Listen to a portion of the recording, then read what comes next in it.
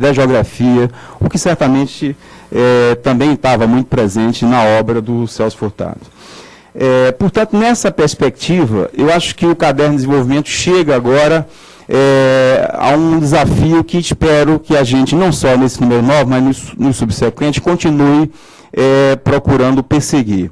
Ele terá sempre uma seção onde vai reunir os artigos submetidos e que passam necessariamente por pareceristas, dentro do que o Delorme colocou aqui, do que é tradicional numa revista acadêmica, numa revista que certamente procura depois ser classificada aí pelo Qualis da Economia ou pelo Qualis das Ciências Sociais. Enfim, você tem aí uma perspectiva de procurar qualificar a revista para que você tenha os pesquisadores e certamente aqueles que hoje estão nos programas de pós-graduação no Brasil e no exterior tenham o desejo de publicar nos cadernos. Mas seria um tanto quanto enfim, nós também estamos tentando garantir aqui o espaço para os sócios. Quer dizer, se existe uma seção onde você tem os artigos submetidos a pareceristas, você tem uma outra que são convidados, são pessoas que, na verdade,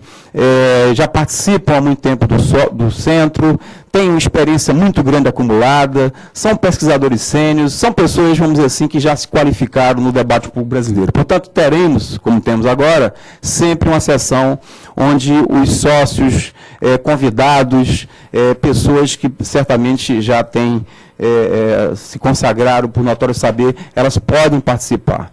Havia também uma preocupação e isso aconteceu também um esforço de tentar estabelecer aí 2 conjuntos de entrevistas, né? De um lado, uma série de entrevistas que pudessem trazer intérpretes do pensamento desenvolvimentista, né? A gente vai começar agora, por exemplo, nesse número, com o professor Luiz Gonzaga Beluso. Então, certamente, a partir dele, outros vão ter a oportunidade de deixar aqui uma certa memória a partir de um depoimento, ou seja, trabalhando um pouco com essa ideia da história oral. Além disso, nos pareceu também oportuno que se a gente pudesse destacar as instituições, os atores sociais. Então, um outro conjunto de entrevistas procuraria tentar pessoas que, certamente, pela sua experiência, pela sua passagem em algumas instituições que marcaram o desenvolvimento brasileiro, poderiam ser entrevistadas. Nesse caso, a primeira entrevista com o presidente do BNDES, atual presidente do BNDES, Luciano Coutinho. É claro que também vai ter uma sessão, depois a Rosa vai poder falar mais sobre ela, sobre o próprio Celso Furtado, né? Nesse número, a gente vai ter aqui vamos ter aqui a presença, além de um texto do Celso Furtado, falando sobre o Prebisch, a morte do Prebisch, vamos ter também o professor Zé Almino, sociólogo Zé Almino, falando do próprio Celso Furtado. Enfim, vai ter sempre uma sessão permanente, onde, de uma certa forma, textos do Celso Furtado serão publicados e, eventualmente, trabalhos que possam refletir a obra do Celso Furtado.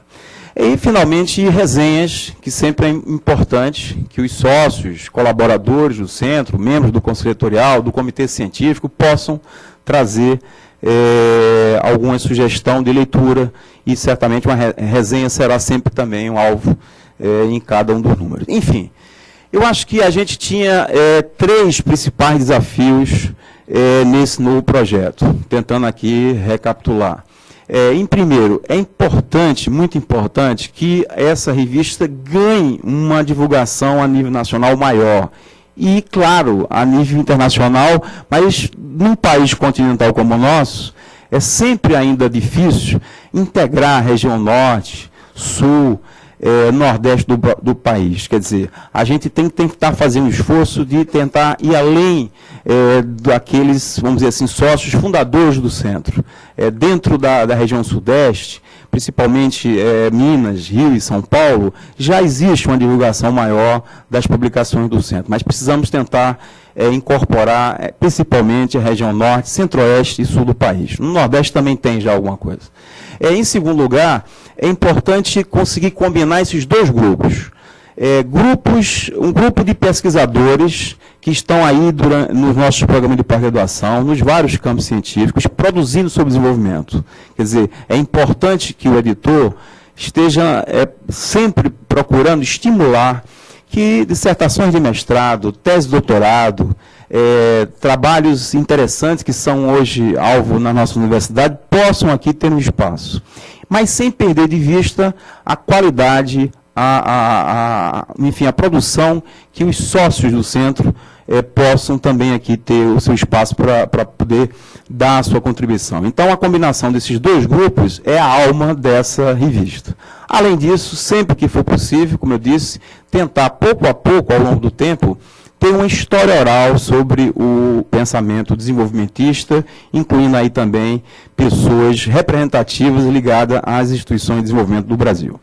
Eu queria aqui, para encerrar, eu não quero me alongar mais, tentar aqui fazer agradecimento. Eu queria, inicialmente, agradecer a Rosa Furtado, incansável nesse processo, certamente durante todo o planejamento, a própria execução desse projeto, as próprias entrevistas, enfim, teve uma participação que certamente, dificilmente a gente conseguiria ter a qualidade que atingimos aqui sem a participação da Rosa. O Pedro também, o Pedro de Souza, certamente foi um dos grandes, aquele que está sempre articulando, né? Está sempre procurando uma equipe dessas, vocês sabem. Você tem novamente pareceristas, revisores, tradutores, a Amélia, que é responsável pelo projeto gráfico. Quer dizer, você tem uma equipe aí que, para articular isso, sem dúvida, o Pedro teve um papel decisivo, né? E quero agradecer a toda a equipe do centro, o Adriano, o Glauber, o Alexandre, que certamente esteve, principalmente a Adriana, que sempre tiveram nessa retaguarda um ponto de apoio fundamental para o desenvolvimento desse projeto. Queria aqui só destacar, e não poderia deixar de fazer aqui um registro, uma homenagem, ao economista Antônio Barros de Castro. Queria dizer aos presentes que já quando a gente estava praticamente com o texto já pronto, ou seja, já numa fase de diagramação, de finalização do projeto gráfico, a gente tomou, né, conhecimento da trágica notícia da morte prematura desse grande economista. Eu dizia a alguns, e agora aproveito para de público dizer aqui, que não caberia o improviso de última hora nesse número 9, que no número 10, certamente, a gente vai procurar pensar numa forma de homenagear, trazendo principalmente, talvez, depoimentos de pessoas, que não vai faltar gente que possa falar da obra e da vida, inclusive da participação do próprio Antônio Barros de Castro no BNDES. Portanto, eu diria que esse número 9, ele certamente deve aqui ser colocado como uma pequena homenagem, vamos dizer, a esse grande economista, mas a homenagem propriamente dita, a melhor homenagem, ao meu ver, é de tentar trazer um pouco das ideias. Isso vai acontecer no próximo número. Enfim, eu queria convidar depois a todos, a gente vai ouvir agora algumas dessas pessoas que participaram desse número 9, o Cláudio Salme participou na questão da entrevista do professor Luciano Coutinho, o nosso Zé Almino, que vai ter uma participação muito importante quando vai trabalhar dentro do dossiê Celso Furtado, dando uma contribuição sobre as ideias do Celso, a interpretação sobre as ideias do Celso. A própria Rosa também, que teve uma participação ativa na seleção desse texto sobre o Prévio. Enfim, aqui a gente imaginou que pudesse hoje trazer algumas das pessoas que tiveram presente nesse número e que certamente abrilhantaram o texto. Acho que daqui para frente, queria também aqui, aliás, não poderia faltar também um registro aos membros do Comitê Científico, a Carmen, o Carlos Medeiros, o Pinksfeld, a Inês Castro, que certamente fazem parte do Conselho Editorial, mas que são, vamos dizer assim, o ponto de referência, pelo menos para mim, nas nossas conversas, seja para a montagem da rede parecerista, seja para a questão de ideias que possam continuar brilhantando os cadernos de desenvolvimento. E, portanto, eu agradeço e acho que no final de hoje, aí vocês vão ver também, ter a oportunidade de ver a versão eletrônica. Como disse, essa certamente agora é a novidade a partir desse momento. Muito obrigado. Obrigado. Eu quero passar para a Rosa para fazer as suas colocações. Obrigada a todos. Antes de mais nada, eu aviso que nós estamos fazendo a transmissão ao vivo. Quem não estiver aqui, quem estiver no site do Centro Celso Furtado hoje, está nos vendo ao vivo. Daí nós estamos falando um pouco mais devagar, porque senão parece que picota as nossas falas.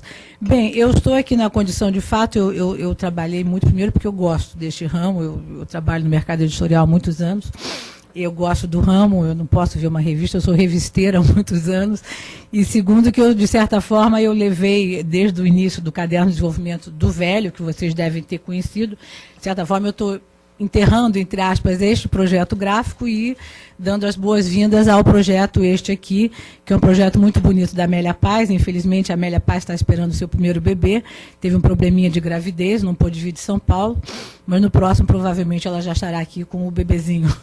E foi muito prazeroso fazer esse número, mas muito trabalhoso também. E o Ricardo foi um belíssimo editor, um fantástico editor, e na parte que mais me tocou, que foi a parte das entrevistas e do dossiê Celso Furtado, eu queria rapidamente falar sobre a entrevista do Beluso, talvez até porque Beluso tenha sido nosso primeiro presidente acadêmico. Mas tá boa a voz? Tá? Nós tínhamos pedido um artigo para o Beluso, a primeira ideia era pedir um artigo para ele, e aquela coisa do Beluso ficou rolando, ele não escrevia, até um dia que nós estávamos aqui reunidos, Ricardo, eu, Pedro, a gente disse, quem sabe a gente faz então uma entrevista com o Beluso. É mais fácil talvez ele falar do que escrever. Nós telefonamos para o Beluso, ele topou, nós resolvíamos ir a São Paulo, e acho que nós três, talvez, porque nenhum de nós é economista, nem Ricardo, nem Pedro, nem eu, nós resolvíamos que os entrevistadores não seriam economistas. Nós achamos que seria mais curioso fazer uma entrevista com um economista, com não economistas. Então, nós reunimos sócios do centro, dois... bom, de certa forma, o Alexandre Barbosa também é economista, mas ele é, primeiro, historiador, e o Bernardo Ricupro, também historiador, Ricardo e eu. Bom, aí nós fomos a São Paulo e a entrevista com o Beluso eu recomendo seriamente, embora o Cláudio Salme daqui a pouco vai recomendar uma outra também. Nós estamos aqui fazendo concorrência dos entrevistados. As duas são muito boas. E o Beluso faz, na verdade, nós puxamos bastante pelo lado da história. E eu recomendo a vocês, especialmente essa entrevista, está muito longa, uma entrevista deu 35 páginas no computador, aqui acho que tem um pouco menos. Ele fala muito, que é muito interessante, ele fala muito da história da fundação do Instituto de Economia da Unicamp. E é muito interessante, ele fala desde o início, ele foi um dos fundadores, ele era um jovenzinho na época, quando foi chamado pelo Zeferino Vaz para eles montarem o Instituto de Economia. E é muito curioso que ele mostra como na época, foi na época da ditadura, isso, como a ANPEC era tão fechada, que durante vários anos eles consideravam que o Instituto de Economia não era, que aquilo que eles faziam, aqueles meninos faziam lá não era economia. Quer dizer, durante vários anos a ANPEC não aceitou o Instituto de Economia como sendo algo que fizesse parte de uma instituição como a ANPEC, não podia participar. E o Beluso fala muito disso, é muito curioso que ele fala, vale a pena vocês lerem quem... de certa forma, teve ligação ou tem interesse pelo Instituto de Economia da Unicamp. Outra coisa muito boa que ele fala também, ele exerceu alguns cargos públicos, tanto no Ministério da Fazenda, como depois na Secretaria de Ciência e Tecnologia de São Paulo. Ele fala sobre a gestão pública, e é muito bom que ele fala sobre a burocracia estatal de hoje. E, agora, o mais interessante, a meu ver, do Beluso, eu sempre o admirei por isso, ele tem uma visão muito além da economia, muito humanista. Talvez porque ele não tenha começado pela economia, ele fez direito primeiro, ele estava dedicado a ser o pai dele, o sonho do pai dele era que ele fosse procurador da República, era o sonho do pai dele, e ele, enfim, acabou não correspondendo ao sonho do pai. Ele tem uma visão muito humanista da economia, das ciências sociais de modo geral, e ele tem também uma outra faceta da entrevista dele que é muito interessante, é sobre a universidade hoje. E a grande preocupação dele é que a universidade está ficando cada vez mais dividida, os departamentos não se falam uns com os outros, a interdisciplinaridade está praticamente perto de zero, segundo o Beluso, e o medo dele para as próximas décadas é que o país seja cada vez mais rico e com o povo, como ele diz intelectualmente, cada vez mais pobre. Eu acho que vale a pena a entrevista do Beluso, acho que vocês vão gostar. Bom, eu fiquei responsável também pelo dossiê de Celso, e pretendo continuar me ocupando desse dossiê. Pedi a Zé Almino tinha me enviado esse artigo dele já há algum tempo, eu estava com esse artigo em mira, aí perguntei se Zé poderia ceder esse artigo para a gente sobre formação econômica do Brasil, a partir de um livro que eu tinha feito para a Companhia das Letras sobre os 50 anos do Formação Econômica do Brasil, um livro, uma edição crítica que eu fiz sobre os 50 anos da formação econômica, e Zé Almino, muito generoso, aceitou entregar esse artigo para o Caderno de Desenvolvimento, sobre o qual, enfim, ele poderá falar um pouquinho melhor para vocês. E, finalmente, esse artigo do Prebes, eu achei que tinha tudo a ver, porque a gente está lançando pelo Centro sem querer fazer publicidade do Centro, mas fazendo já um pouco, nós estamos lançando essa biografia do Prebes muito grande, e, como vocês sabem, o Prebes o Celso trabalhou com ele 10 anos, e acho que o Celso acho que tenha sido talvez o brasileiro que mais conheceu o Prebes de perto, e os dois num projeto que foi lançado praticamente pelos dois juntos. Celso é um dos fundadores da CEPAL desde o final dos anos 40, e Celso tinha uma ligação muito grande com Prebes, embora muito cerimoniosa.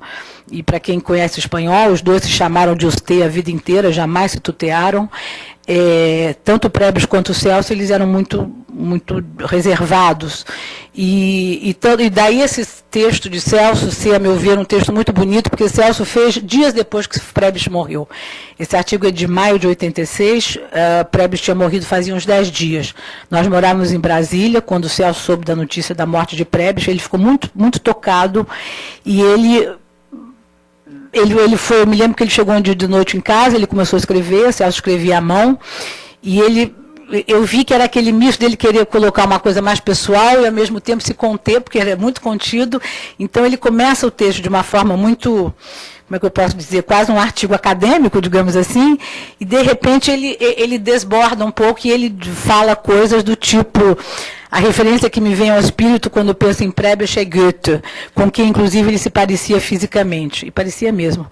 Ele tinha o mesmo senso do universalismo, a mesma fortaleza interior, a mesma ânsia de viver. Então, ele vai indo por um lado assim de uma confissão pessoal, de repente era como se Celso se policiasse e voltasse novamente, ele aí volta ao Prebes mais acadêmico. Então, é um artigo em que... digamos, eu quase que diria que é um artigo em que Celso vai ao máximo que ele consegue de uma coisa mais pessoal e depois ele se contém. Eu acho que é um artigo muito bonito, muito equilibrado, aí eu resolvi publicar esse artigo para, inclusive, chamar atenção para o livro. Bem, eu acho que é só, eu acho que vocês vão gostar da revista, e uma boa notícia que eu dou a vocês também é que a revista agora estará, a partir de hoje, de amanhã, ela está também disponível na Livraria da Travessa. Graças ao Pedro, que é de família de livreiros e de donos de livraria, em Portugal, não aqui. O Pedro tem um excelente trato com livreiros, e nós fomos à Livraria da Travessa, Pedro e eu, e nós fizemos um acordo com a Livraria da Travessa, então a revista também estará disponível. Agora, um agradecimento muito especial ao Pedro, evidentemente, a todos os meninos do centro, os nossos meninos, Glauber e Alexandre, a Aline, que está aqui, que é a nossa bibliotecária, mas especialmente a Adriana. A Adriana foi impecável. Cadê a Adriana? Está lá no fundo. A Adriana foi impecável como assistente de editorial. Eu nunca imaginei que ela tivesse tanto jeito, e não é fácil ser assistente editorial quando a gente tem 20, 30 artigos para vai e volta, e o gráfico não bate, e vai para lá e vem para cá, e o gráfico não está direito, enfim, é muito complicado. E a Adriana foi impecável. Adriana, parabéns, você está de parabéns pelo trabalho que você fez, e vamos continuar, que você não vai largar essa revista nem tão cedo. Obrigada, Adriana. E agora eu passo a palavra para... Devolvo a palavra e passo para a Cláudia. Obrigada, Cláudia, gente. agora a palavra com você. Boa tarde a todos. Quando o Pedro me convidou, né, para discutir a entrevista com o Luciano Coutinho. Na minha cabeça, Pedro, seríamos todos os entrevistadores conversando, ou seja, eu faria uma intervenção de alguns minutos, né?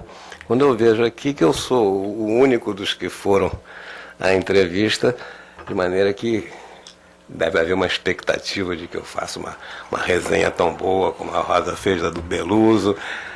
Não, eu preparei uma pequena intervenção do que me pareceu. Eu não pretendo fazer uma resenha, um resumo da entrevista, não. Só algumas poucas intervenções que me pareceram interessantes. Antes, porém, com relação à entrevista do Beluso, belíssima, né, Rosa? Eu só quero dizer o seguinte, não é que o Beluso seja tão criativo, tão inteligente, tão interessante, porque não é economista. Não é bem isso. Mas é claro. De fato, ele tem uma leitura muito mais ampla, mas ao mesmo tempo ele leu a boa tradição em economia, né? Marx, Keynes, Schumpeter, né? Tá bom. Com relação à entrevista do Luciano, para mim foi uma surpresa enorme, porque o Luciano dedicou um tempo que não é normal um presidente de uma instituição dedicar uma entrevista. Foi uma verdadeira aula de economia, né? E, como eu disse, eu não vou fazer um resumo da entrevista, tá aí, não é tão grande quanto a do Beluso, mas é excelente. Eu lembro do seguinte, o que me ocorreu trazer para vocês é que me ocorreu que, ao mesmo tempo que o Luciano dialogava conosco, né, atendia com toda gentileza e paciência as nossas perguntas, ao mesmo tempo ele se contrapôs também a algumas ideias, juízos que graçam por aí, e passou alguns recados importantes. Foi essa, eu posso estar errado, né? Mas é essa impressão que eu tive, que eu queria trazer para cá algumas coisas que não estão totalmente explícitas na entrevista do Luciano. São essas observações que eu queria me referir aqui. A primeira delas é a de que nós temos um novo modelo de desenvolvimento, né? Agora, com base na expansão do mercado interno, graças ao abandono do neoliberalismo e da adoção de uma macroeconomia do desenvolvimento de inspiração keynesiana. Essa é uma ideia que está muito por aí, que eu queria ver na entrevista do Luciano alguns comentários a respeito. Revelar ou transmitir. A segunda ideia é a de que o Brasil regride ao modelo primário exportador no momento, né? Quanto à primeira, eu acho que essa ideia de que nós estamos praticando um saudável keynesianismo, eu acho que isso é uma questão de não ter entendido direito a coisa do Keynes. Eu acho que tem muita coisa de... E até ia perguntar se o Carlinhos não precisa se manifestar. Não precisa. Eu acho que é um pouco de keynesianismo de araque, de orelhada, entendido como o quê? Como expansão contínua do gasto público, qualquer gasto, né? E que é uma noção que se abriga por detrás de um pomposo nome, macroeconomia do desenvolvimento. Eu acho que o Luciano deixa claro na entrevista que ele não concorda com isso. Não está explícito, repito, eu tentei pensar aquilo que me pareceu, não está exatamente explícito, né? Não, para o Luciano não. O que nós estamos, segundo o Luciano, é diante da chance de poder agora criar um novo modelo, um verdadeiro projeto nacional de desenvolvimento. Mas para o que se exige muita coisa ainda, temos muito que fazer ainda, né? E precisamos estar atentos, e aqui o Luciano, isso é uma pequena provocação que eu faço. Precisamos estar atentos, segundo o Luciano, e vou usar a palavra que ele usa, que é uma palavra que causa muito arrepio a muita gente. Precisamos estar atentos à poupança doméstica. Essa palavra causa horror há certos... O Roberto Saturnino está fazendo uma cara... Por que esse horror? Não, isso é uma coisa de economia da oferta, isso é uma coisa neoclássica, coisa keynesiana. A poupança vem com investimento, com aumento da renda, decorrência. E passa a ser quase um palavrão, Roberto, você falar que precisamos aumentar a poupança nacional. Você continua com a cara de incrédulo. Carlinhos pode confirmar. Carlinhos, vem a meu favor. Não causa arrepios. Pois causa sim, Roberto. E da mesma forma, como Furtado também já havia alertado na década de 60 o problema da mimetização do consumo, da elevada população a consumir no Brasil, a necessidade de se formar capital, de elevar a poupança, né? Isso é uma ideia que não casa bem com essa coisa de que nós descobrimos, nós estamos num novo modelo de desenvolvimento, nós descobrimos o receituário keynesiano contra o neoliberalismo. Eu acho que o Luciano não endossa essa ideia na entrevista. Porque uma coisa é rejeitar ajustes, né, que deprimem a demanda agregada e geram estagnação, desemprego, né? Outra é acreditar que qualquer expansão, qualquer gasto público se justifica, que basta manter a demanda aquecida, que o mercado interno agora de consumo pujante vai resolver todos os problemas. Não. Na entrevista do Luciano fica muito claro, né, que nós precisamos mesmo de investimento público em infraestrutura, de parcerias público-privada, de planejamento econômico, né? E tanto é que o Luciano expressa 2 ou 3 vezes a preocupação dele com a institucionalidade necessária para adequar o investimento privado a aplicações de longo prazo, né, que é uma deficiência nossa. Tanto é que daí dependemos tanto do BNDES. Ou seja, em resumo, uma coisa é o curto prazo, né, e outra é pensar o Projeto Nacional de Desenvolvimento. Não dá para englobar as duas coisas, né, em keynesianismo para cá, keynesianismo para lá, né. Bom, quanto ao curto prazo, né, é verdade, como o Luciano, o curto prazo que eu estou me referindo é a crise de como é que o Brasil saiu da crise de 2008, né? Não está nenhuma dúvida, o Luciano deixa muito claro que se não fossem os 200 bilhões de dólares de reservas acumuladas, se não fosse uma robusta, como ele diz, situação fiscal, teria sido muito mais difícil para o Brasil sair relativamente bem como saiu da crise de 2008. Mas também é verdade que foi absolutamente decisivo os 100 bilhões de reais emprestados do Tesouro ao BNDES em janeiro de 2009 para manter, elevar, reforçar o nível de investimentos no início de 2009. Bem como foi decisiva também a coordenação que o BNDES fez junto à banca privada com relação ao súbito explosão de endividamento de muitas, não foi só uma ou duas grandes empresas, não, dezenas, acho que 60 ou 70, o Luciano falou, que com aquelas operações cambiais tiveram um salto no endividamento em uma situação dificílima com os bancos credores, ou seja, o papel de coordenação dos bancos privados, dos credores privados, diante desse problema, foi um segundo elemento decisivo para a saída do Brasil da crise de 2008, 2009.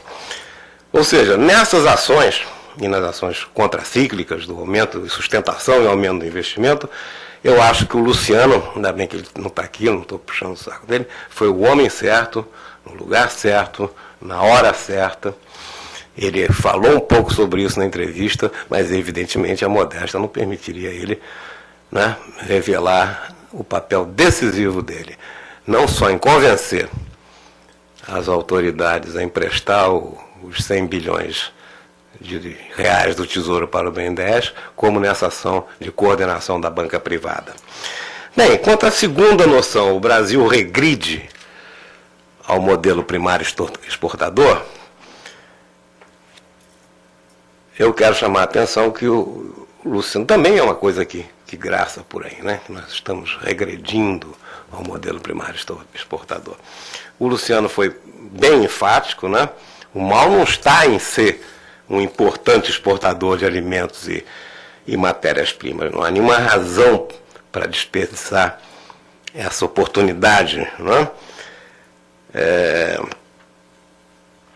O mal seria deixar de aproveitar justamente essa novidade, que é uma novidade na história econômica do Brasil, né? Essa folga que possibilitou no balanço de pagamentos, esse não estar sempre com o perigo da crise cambial iminente na esquina, né? Isso essa folga, essa expansão das exportações, isso é uma novidade na nossa história econômica, né?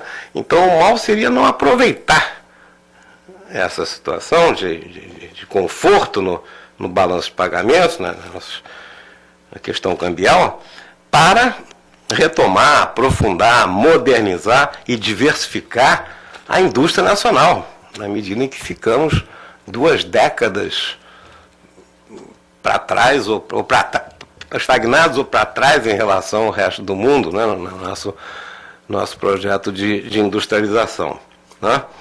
De maneira que a entrevista também trouxe essa satisfação de ver que nós temos no comando do BNDES, né, um economista que realmente acredita que manufacturing matters, né?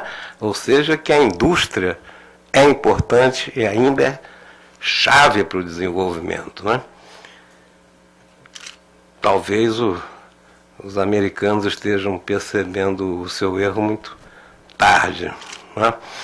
Então, pessoal, a minha intenção era trazer essas coisas que estavam meio implícitas, escondidas na entrevista, e eu não me preparei para fazer uma apresentação da entrevista tão boa como a Rosa fez com o Beluso, inclusive porque eu achei que eu seria uma das 4, 5 pessoas que estávamos lá entrevistando. Então, eu agradeço de novo o convite e fico por aqui. Cláudio, muito obrigado. Passar a palavra agora para o José Humino Alencar.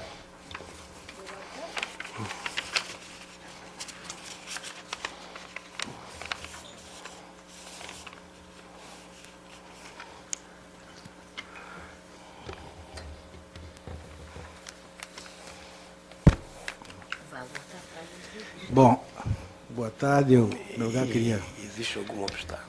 desculpar porque cheguei atrasado aqui, fiquei perdido aí nos meandros do centro da cidade do Rio de Janeiro.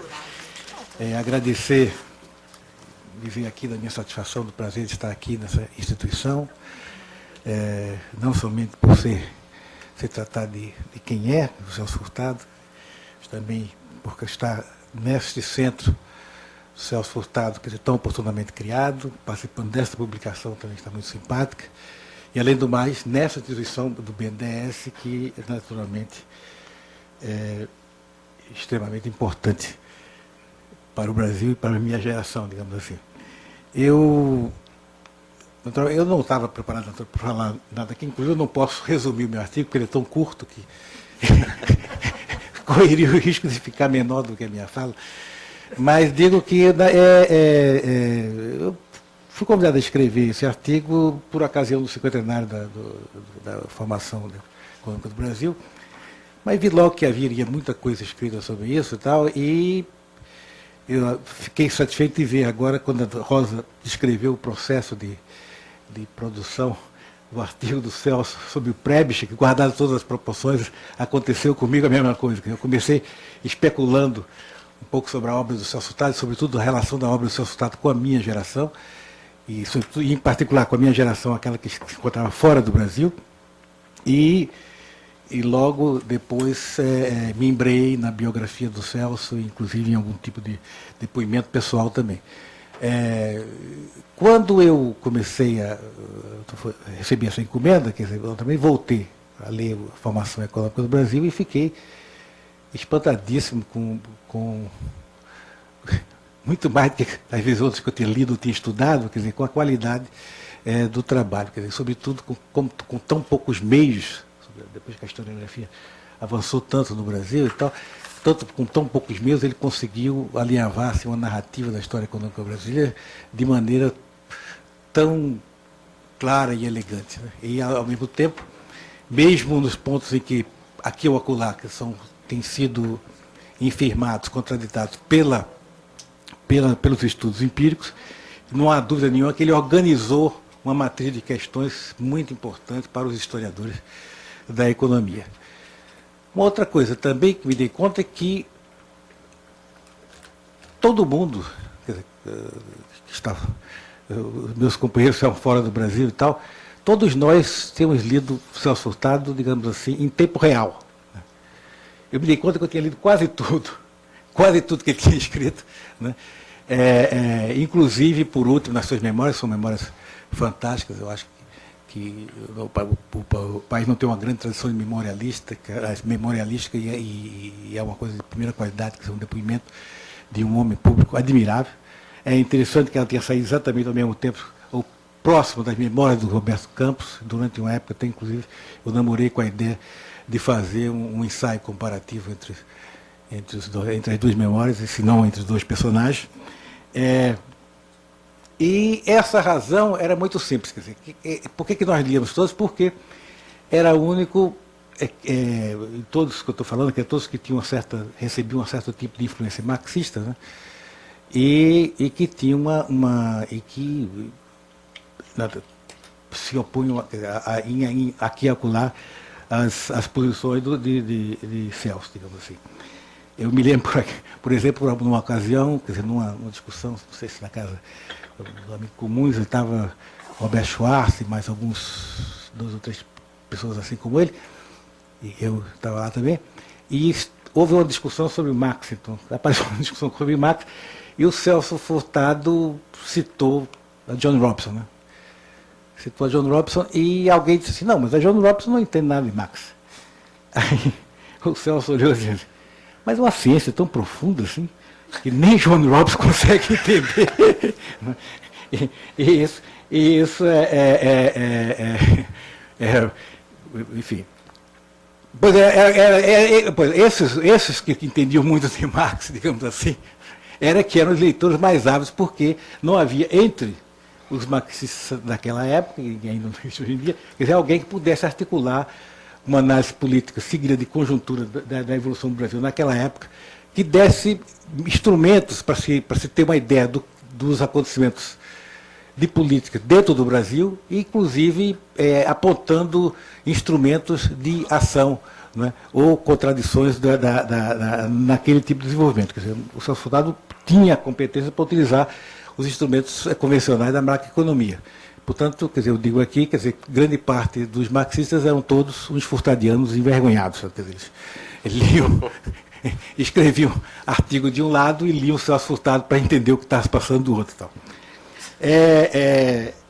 A partir disso, quer dizer, eu fui tentado a ler as memórias, e aí eu fiquei realmente, já tinha lido uma parte delas e fiquei fascinado. Quer dizer, raramente você tem, o Celso pertence assim, ainda uma geração de brasileiros que são, digamos, parte dos inventores do Estado do Brasil, parte de empreendedores do Estado, dentro do Estado, inventores de instituições, que eu, quando menino, adolescente, quer dizer, aprendi a admirar, sobretudo a partir dos comentários de meu pai, que já via em Jesus Soares Pereira, por exemplo, que era seu conterrâneo, uma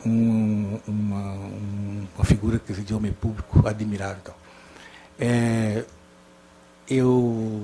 Enfim, o artigo vai nessa direção, quer dizer, faz uma certa resenha também de alguns pontos que foram contraditados por historiadores mais contemporâneos, e alguns pontos que o Celso, digamos assim, formulou, quer dizer, formulou que empiricamente a coisa não estava certa, mas ao mesmo tempo que foi ele ter apontado para aquele problema que possibilitou a contestação daquele fato. Quer dizer, em particular, no que se diz respeito à circulação da mão de obra escrava no Brasil em funções das decadências dos ciclos econômicos. Quer dizer, a coisa não se comportou muito como ele tinha dito.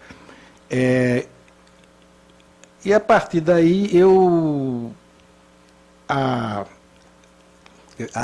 exemplo desse outro testemunho sobre a anedota que, quando eu acabei de contar, quer dizer, eu descobri que dentro das memórias nós estávamos, num desses relatos, nós estávamos simetricamente em torno de uma mesma ação. Quer dizer, nós todos passamos, enfim, estávamos juntos no dia 1º de abril de 64, no Palácio do Governo de Pernambuco. Né? E o Celso, nas suas memórias, ele descreve o processo que o levou a tomar a decisão de ir ao Palácio. E eu já estava no Palácio, então assisti a chegada dele.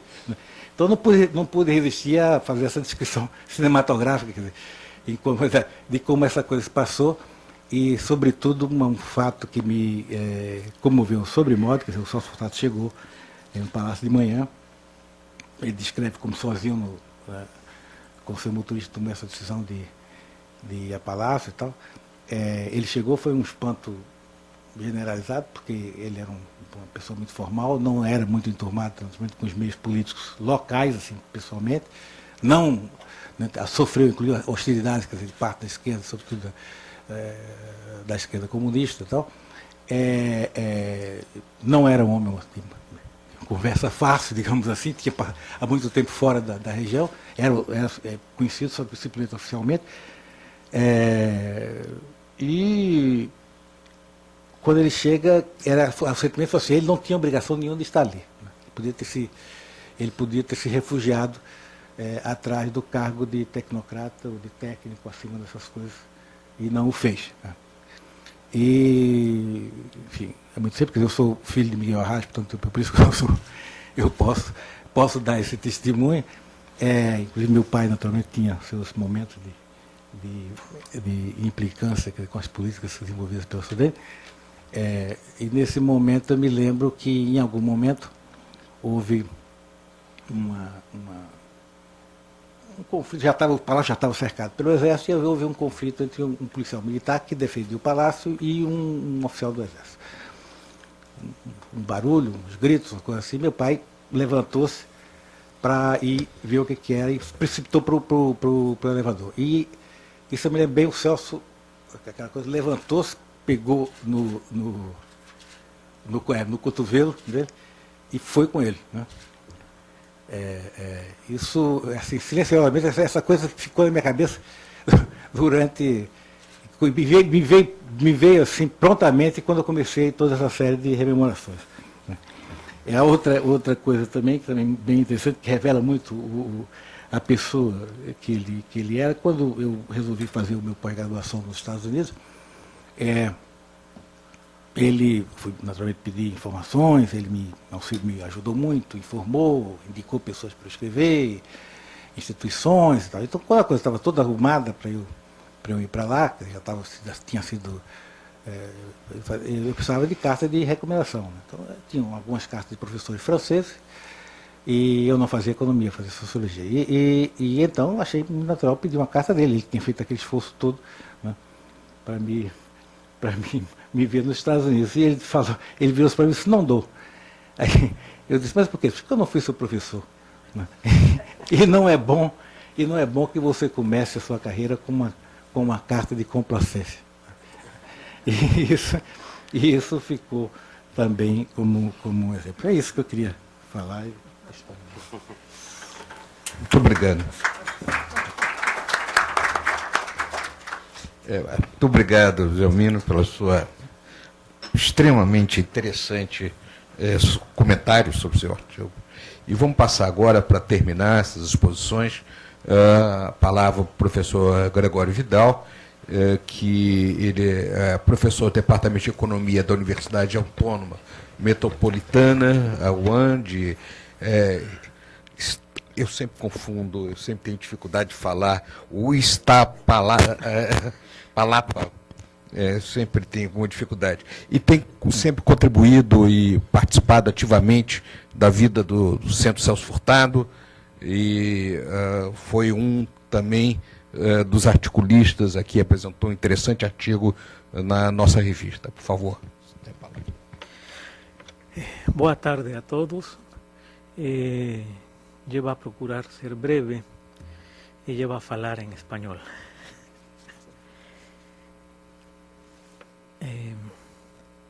Comentaba Ricardo que uno de los desafíos, uno de los objetivos de esta nueva época de cuadernos de desenvolvimiento es alcanzar una dimensión nacional efectiva en Brasil y también una dimensión internacional que incluya al conjunto de América Latina. Ese segundo aspecto me parece que es particularmente importante en la coyuntura actual.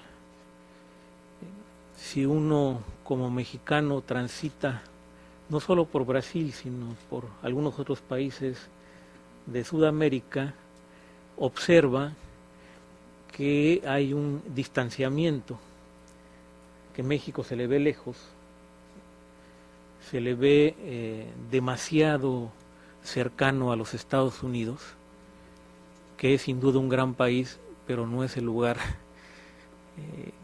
al que nos conviene estar cerca.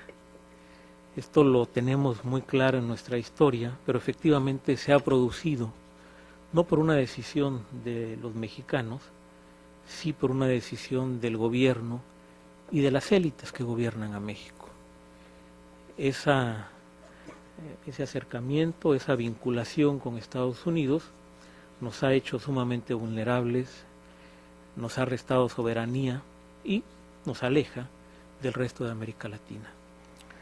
Hace unos días, por mi trabajo, me tocó asistir a una feria de posgrados de México que hemos hecho en diversos países de Centroamérica. En el pasado, muchos estudiantes centroamericanos y de la parte más al norte de América del Sur, o de donde termina realmente geográficamente América del Norte, que es Colombia, Venezuela, Ecuador, porque hasta ahí termina América del Norte, ¿sí? Iban frecuentemente a estudiar a México, el posgrado. Como parte de este extraño proceso de acercarnos a Estados Unidos, también han dejado de ir a México. Ellos también son seducidos por ir a Estados Unidos, como pasa con nuestros propios estudiantes, ¿no? Que no les interesa ya mucho ir a Europa y que poco voltean a ver hacia América del Sur, hacia Brasil. En alguna época tuvimos algún intercambio también, ¿no? Entonces, todo esto es para decir que efectivamente algunos en México tenemos claridad de la necesidad de voltear los ojos hacia el resto de América Latina, de acercarnos, y no por un afán de nostalgia, sino porque en las condiciones actuales, ahora que los griegos le han puesto más sabor al conflicto social en Europa, ¿sí? En esas condiciones, el recuperar una dimensión de América Latina, el volver a establecer relaciones para discutir nuestros problemas, para plantearnos soluciones que deben ser comunes, porque tenemos muchos elementos comunes, es sin ninguna duda altamente necesario. Creo que ello está en la mejor enseñanza de las ideas de Celso Furtado. Él siempre tuvo a México en su perspectiva, en su reflexión, están sus textos que lo mencionan, pero también hubo presencia de él en diversos momentos e interactuó con algunos economistas de nuestro país, digamos, dejó escuela y relaciones. Entonces, procurar recuperarlas, acrecentarlas, me parece una tarea importante, en un esfuerzo sí académico, como se señala también que se procura sea esta publicación, pero académico en el sentido en que Celso también entendía el hacer en las ciencias sociales y el hacer en la economía. O sea, el pensar con ideas propias, el atreverse a reconocer los hechos sociales, opinar sobre ellos y plantearse siempre con una mente abierta, respuestas que estén a la altura de las necesidades de nuestros pueblos. Todo ello es lo que me convenció de enviar un artículo muy gustoso a Cuadernos del Desarrollo en esta nueva época y el celebrar con todos ustedes hoy, esta tarde, su lanzamiento. Muchas gracias.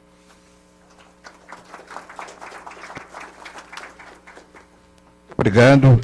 Antes de encerrar esse evento, eu queria aproveitar e registrar aqui a presença de algumas pessoas que têm atuado, sempre apoiado o centro e participaram da vida ativa do Centro Celso Furtado. O André Ricardo, que é o representante da Caixa Econômica, é um dos nossos patrocinadores, nós precisamos dele e de muitos outros patrocinadores para fazer eventos como esse. Ele está sempre presente, sempre apoia aqui as nossas atividades, agradecer a presença dele. O nosso senador Saturnino, que é presença ativa no centro, em várias ocasiões, está sempre aqui, e o Sebastião também, que é outra pessoa que tem contribuído muito para o sucesso das atividades do centro. Basicamente, agora nós vamos passar para mostrar para os senhores o site do sítio, eu prefiro usar a palavra sítio, site não é uma boa expressão, mas o sítio da revista, que é a parte final da nossa apresentação aqui. Então, vamos passar agora, vamos ver. Eu vou sair aqui da frente, porque atrapalha a visão dos senhores.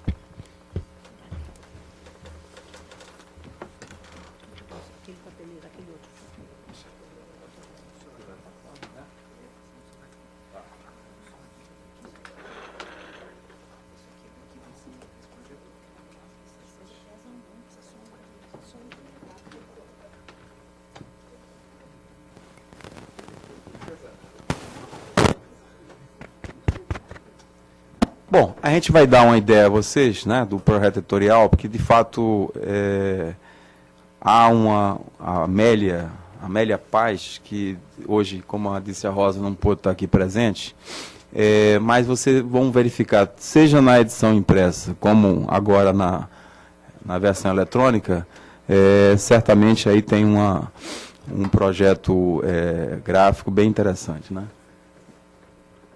Pode passar. Eu acho que, bom, essa é o sumário, né? Eu queria passar para os artigos aí, eu acho que é melhor, né?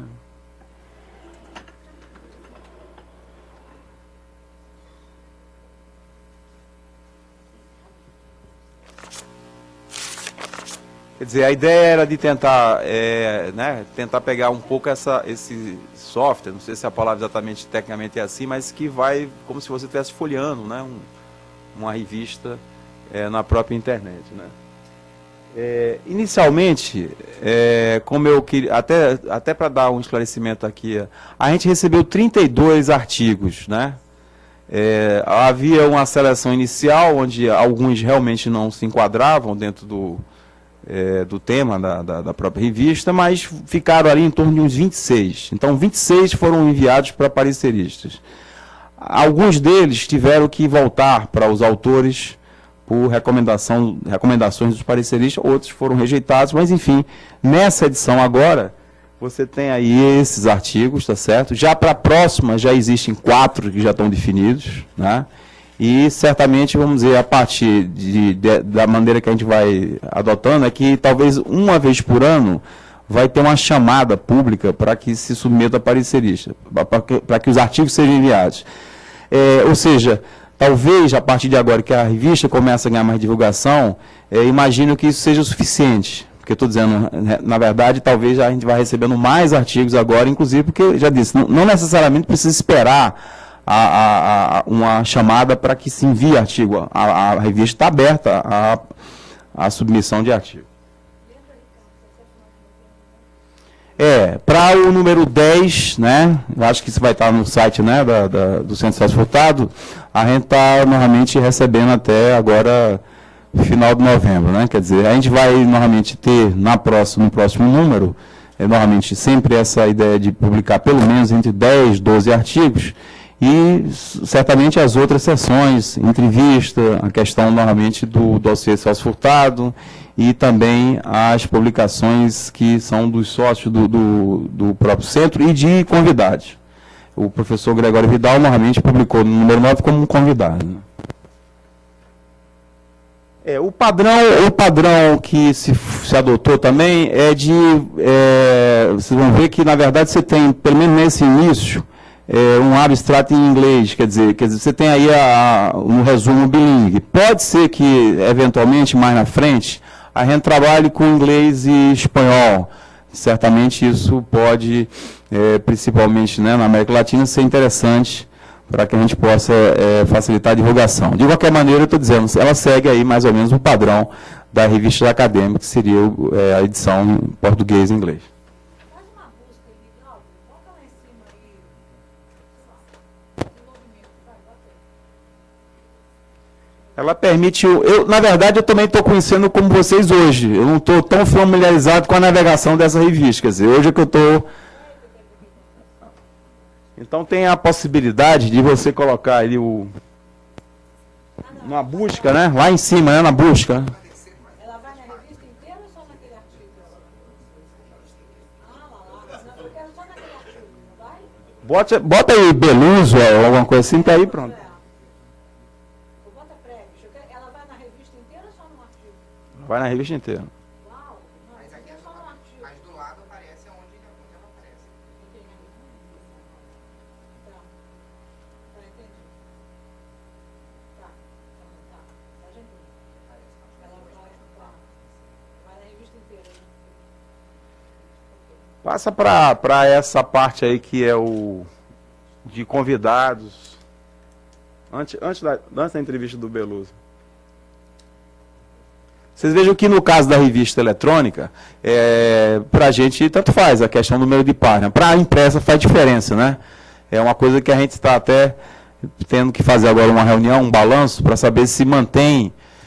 Porque no caso na revista eletrônica, essa é a grande vantagem, quer dizer, para você distribuir, né? Isso aqui tem um custo, um peso, então, certamente a redução de custos e a facilidade hoje de divulgação numa revista eletrônica é fantástica. Enfim, mas a gente continuará mantendo a impressa e a eletrônica. Por isso que a gente tem que pensar também em talvez reduzir o tamanho dos artigos. A gente, nesse primeiro número agora, terminou acolhendo vários artigos que ultrapassavam, vamos dizer assim, as 25 páginas, que agora acho que é o teto das normas de publicação, né? Pode copiar e colar? Não? Não, copiar um artigo inteiro? Pode? Eu posso botar para o Word? Um artigo desse ou não? Coloca Posso salvar? Posso? Um artigo só? Posso salvar em PDF? Glauber, mostra aí o início aí dos convidados aí. Como eu disse a você tem inicialmente os artigos, foram 12 aprovados por pareceristas e aí publicados. Aí depois você tem uma seção que é desenvolvimento no mundo contemporâneo.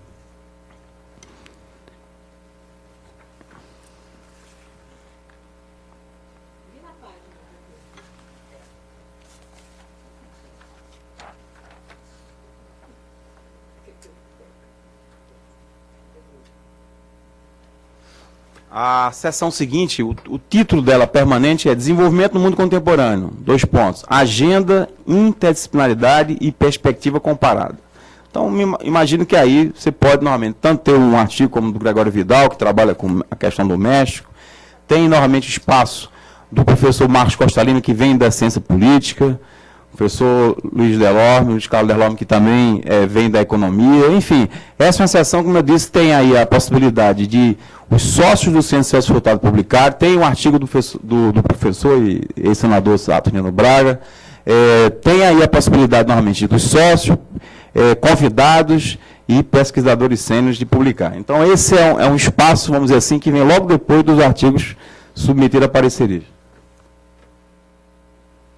Aí a gente terminou fazendo uma pequena divisão, né? Os 3 primeiros, o do Delorme, do Marcos Costa Lima e do Saturnino Braga. E depois o do Gregório Vidal e do César Bolen. Né?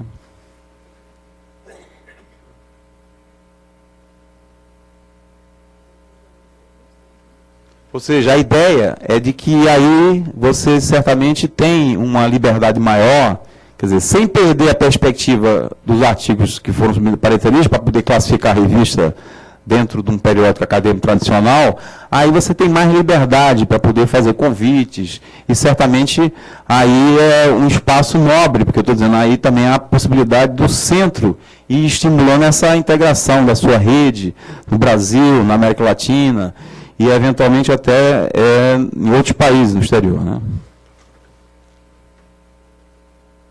Já existe, só para já dar um pouco confirmada um artigo do Pierre Salamar, para a edição número 10, vai entrar justamente aí. Então, isso dá a gente uma liberdade maior, porque eu estou dizendo, aí não há a necessidade de submissão a pareceres. Uma coisa boa de trabalhar na revista é que a gente está tendo aqui uma infraestrutura legal, ou seja, né, vocês estão vendo aqui a nossa fotógrafa, como é teu nome? Isabela, que fez uma belíssima foto do Luciano Coutinho. Em São Paulo teve outro fotógrafo muito bom também, do Beluso.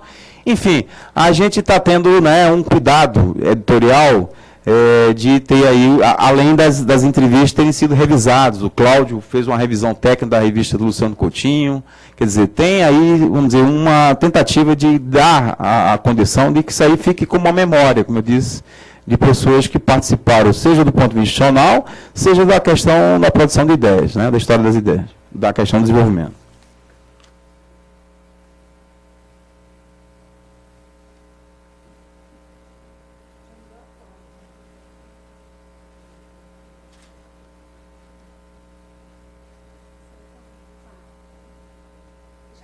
Diga. Tá.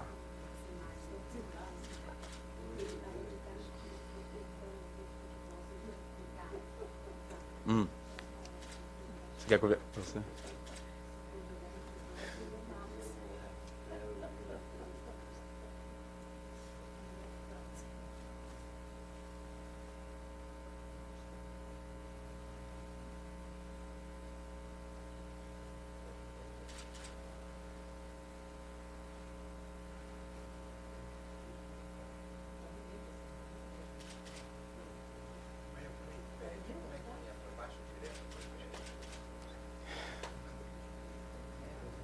Acho que sim.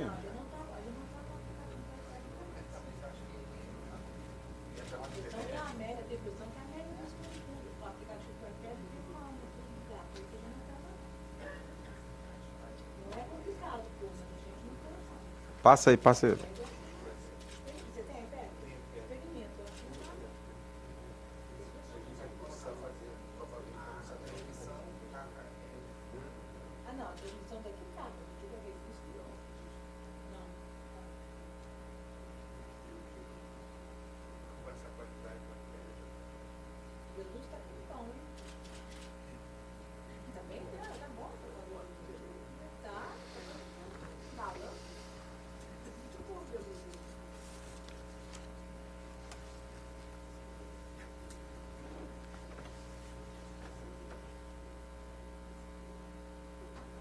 Você, tá claro?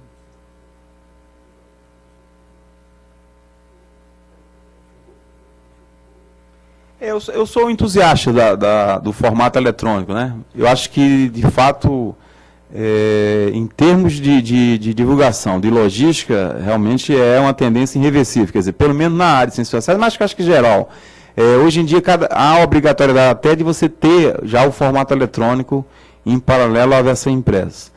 É claro que a versão impressa, né, e aqui a qualidade, e certamente é uma coisa muito bacana também, que a gente faça um esforço de manter, né. Agora, do ponto de vista, um país continental como o nosso, né, e até para poder chegar, né, aí na América Latina, com hoje a universalização da internet, não há como dizer que isso, eu acho que essa é a tendência, quer dizer. Inclusive, é bom que a gente chame a atenção que, eu não sei exatamente como é que é esse software, no futuro, a gente pode até inovar ainda mais na própria revista, né, de trabalhar com áudio, audiovisual, enfim, você tem aí a possibilidade, aos poucos, de tentar explorar outros recursos, né, para que a gente possa, principalmente, como eu disse, na questão da entrevista, numa conferência que o centro aqui promova, quer dizer, em alguns eventos que o centro venha promover, que tenha, claro, uma qualidade acadêmica, etc., a gente possa tentar gravar e, portanto, depois disponibilizar na própria revista. Isso é talvez uma inovação que a gente possa tentar mais na frente, né?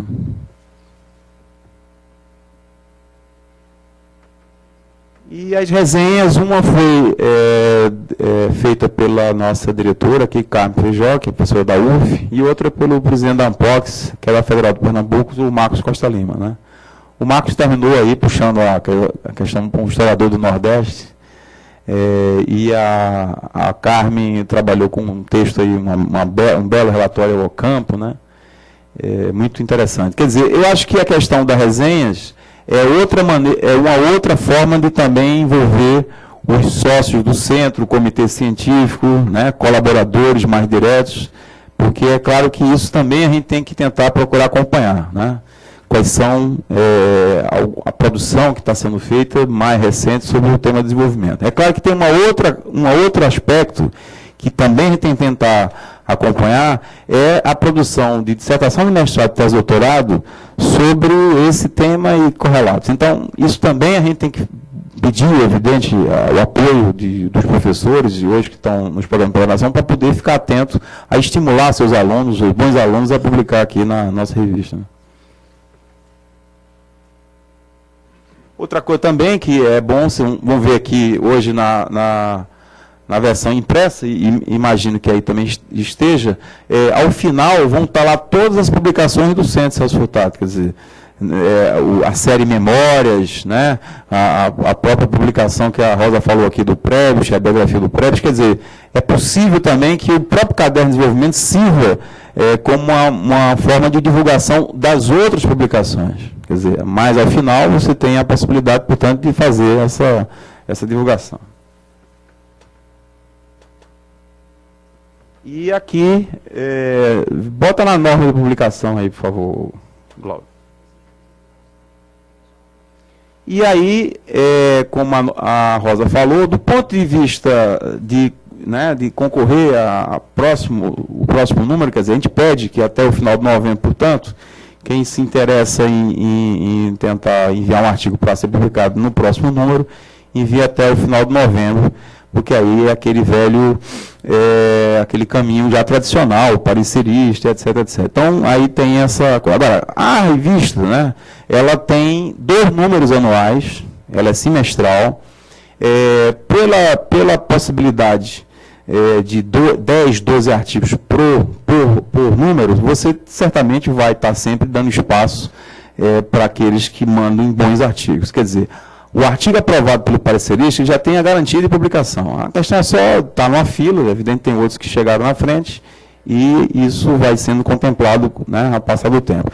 Portanto, vamos dizer assim, mais ou menos, a gente deve ter aí uma publicação de mais ou menos uns 20 a 30 artigos por ano, quer dizer, dentro das possibilidades aí da revista. O que dá vazão, né, a bastante, enfim, a muita gente que possa desejar publicar aqui no caderno. Eu acho que dá uma boa visibilidade da maneira como o projeto está montado. Como eu disse, a gente tem sempre a intenção de estar levando aqueles artigos publicados na nossa revista, dando visibilidade a nível nacional e internacional. Portanto, eu acho que é uma boa vitrine, além da questão do Qualis, que já foi citada, né? Eu acho que está bom, né? Pronto. Glauber, diga lá, Glauber. Pronto. Eu convido a todos a se dirigirem lá na frente do centro, ali naquelas 2 salas, que vai ter um pequeno, né, comes e bebes, e também a distribuição do exemplar do novo caderno número 9. Passa a palavra para o professor. Não tem nada o que falar, é só para terminar mesmo e agradecer a presença de todos.